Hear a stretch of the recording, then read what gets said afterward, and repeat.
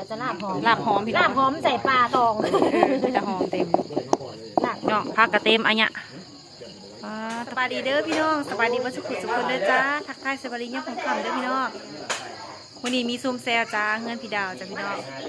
เดี๋ยวสิมีเมนูอย่างเดียวแทนสิพาไปเบิ่งเลยจ้าแม่ครัวเฮาก็หลายพี่น้องเอ้ยคุณน่ะเต็มอยู่แม่ครัวเฮาเดี๋ยวจะไปเบิ่งกันเลยจ้าพี่น้องว่าสิมีเมนูอย่างแหน่จ้าทางนี้เมนูยัง สบายดีน้อง สบายดีจ้า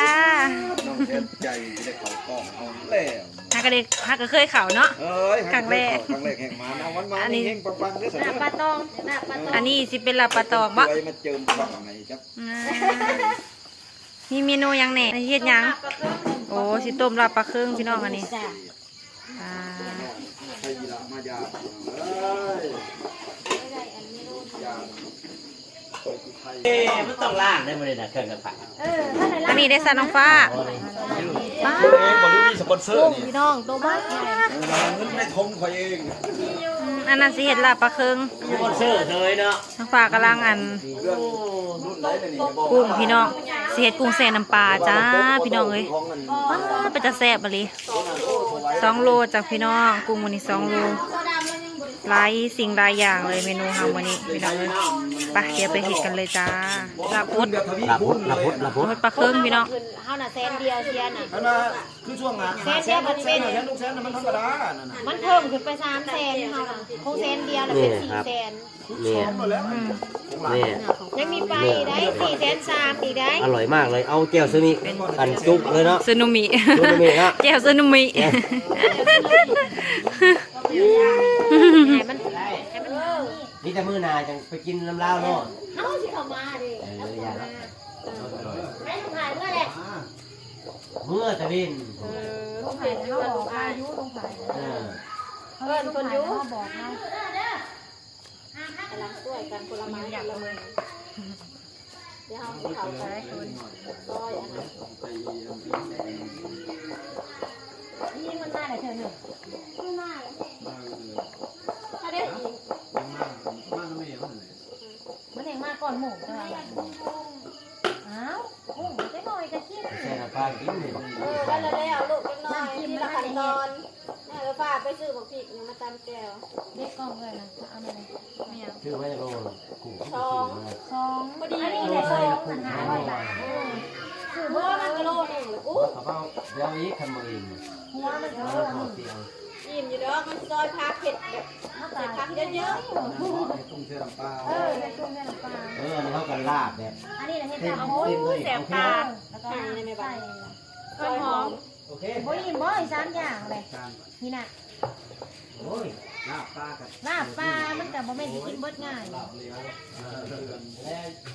โอ้ยยายเอาหมักลิ้นไหมมา เด็กนี่ไม่ก็แล้วเลยค่ะน่ะ เอามาเลยแหละ ไม่ก็มี เอามาแต่ว่าน้ำไม่กู ก็น่าหรือว่าเงินไม่ใช่นี่นะ มันน้ำบ่อยู่บ่ได้ตายน้ำบ่อยู่ น้ำมาอยู่กับใส่ปุกเกนไหมเอามาใส่หรือบ่ ก็เนี่ยปั่นมันปั่น จะปั้นแหกตาย ตายกัน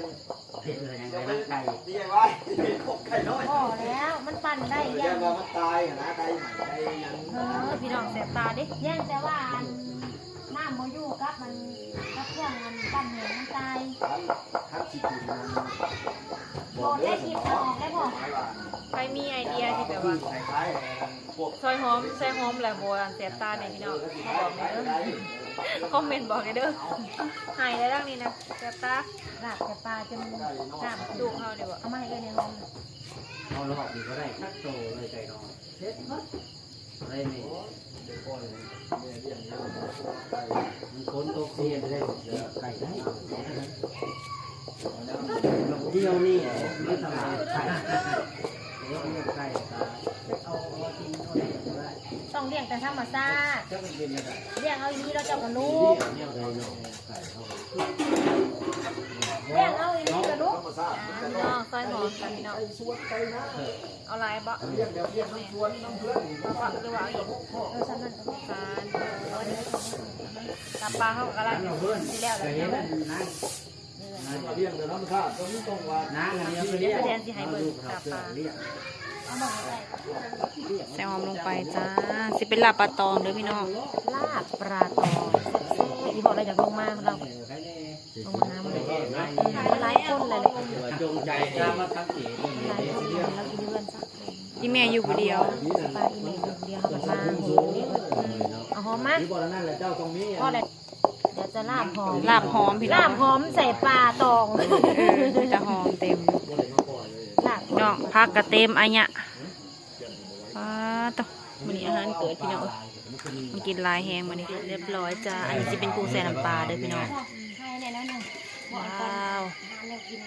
เดี๋ยวพาเอาไปเด้อใส่หุ่นก่อน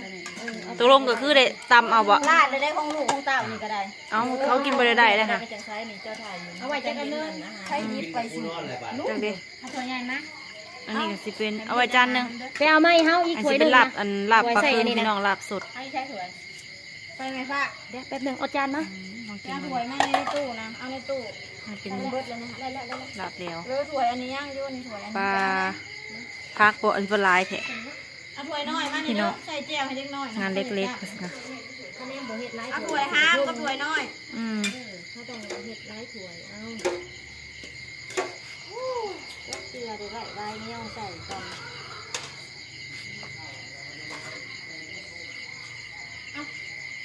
ว่าแล้วจะคนก็มาบริการ ไม่หยัง บอกว่าน้ำปลาจะไปไล่เนื้อลูกข่าว3 หางไหน3 หาง ป้าพี่น้องเดี๋ยวทายเบิ่งตอนกินนะจ้าพี่น้อง ยูหันเขาก็ซุ่มเซลล์ไว้ ตัวน้อยนี่ก็มา กินข้าวพี่น้อง วางมาที่เนี่ยมันอ้วนมันเป็นตัวแม่มันอ้วนซอสที่เซยมื้อนี้น่ะฮะ ก่อนพี่ซื้อเลยวะ อืม อะไรมันชอบแล้วกินไปหน่อย ลูกมันระยะมาแซง มีบ่บักแตง เต็ม บักแตงมันไปใส่เบิด พวกแกเอาบนทันมาฮอดบ่ ยังไร บ้านผมบ้านน้ำก่อน ผูกแหลน หอดน้ำหลัง มาแหลนน้ำเอาได้อันนี้มาแต่คนร้านเ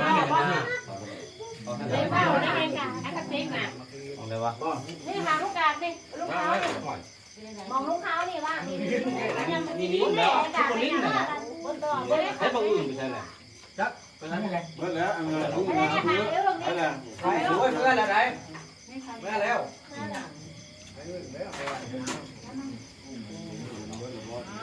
เขาใกล้เลยใกล้เลยโอ้ยคนบริจาคนี่ว่าสมัยเรียนเนี่ยไม่นั่งเลยไม่นั่งนี่แล้วรับรีบไปทั้งคืนนั่งใกล้ๆนี่อย่างนี้ นั่นบริษัทก็ติดขา บอกเอาจะซื้อไปยังแล้วว่าเห็นคนหลายแล้ว วงเด็กๆจังวะหลายคนเด้เนาะ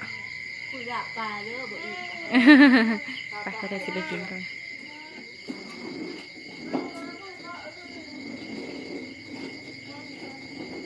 แล้วพี่น้องกินข้าว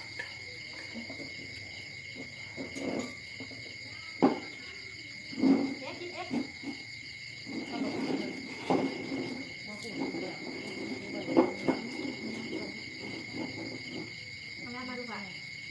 บ่ใหญ่เนาะเอากินผักกับบ่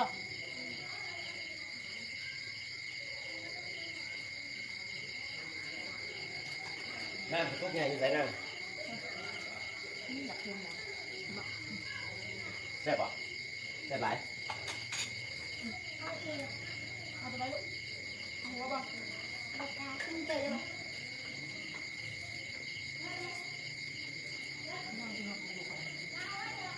ให้เต้ยไปเอาอยู่มันบอลเราเต้ยไปเอาอยู่ฮะต้องถือจอกโลเดียวจอกก็เลยได้หันแต่สิบดจอกโลเดียวเบิดแล้วให้เต้ยไปเอา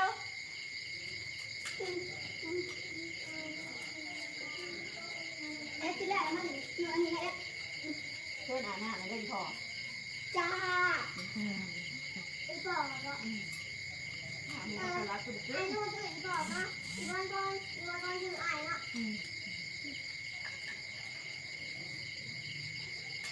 เอาทำนี่เลยป่ะกระโดดเลยร้านตัวไหนไรบ้าเอามาคลิปเลย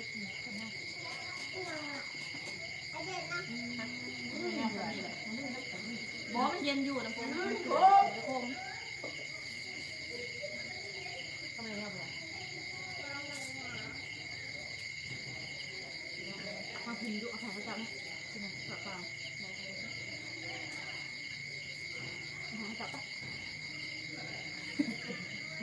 ไปรถนี่ในถ้าเป็นรถมันก็บอกว่าหลุดเราเดี๋ยวให้ที่หนึ่งเรางงเราที่นากับประชาชน